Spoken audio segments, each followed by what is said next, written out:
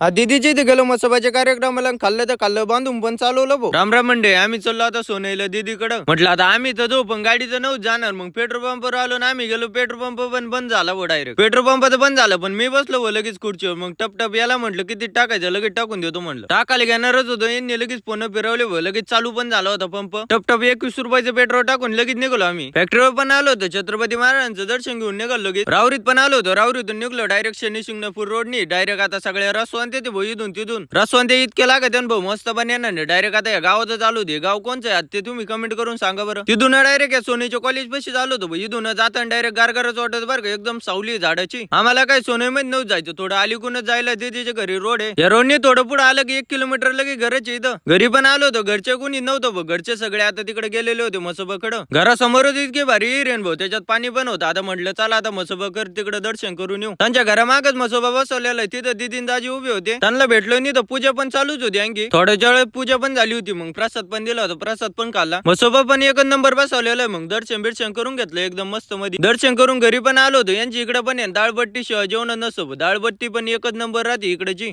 जेवण पण चालू केले होते. मग टप आम्ही पण बसलो होतो लगेच जेवायला. जेवण करून बाहेर पण आलो होतो. दाळबट्टी पण 1 नंबर झाली होती. आता आम्ही खाल्ली तर खाल्ली पण 1 नंबर झाली होती. त्याच्यामुळे बांधून पण चालवली. घर जाऊन परत आम्ही एकदा बट्टी खातो तर काय तुम्ही फॉलोन लाईक करून.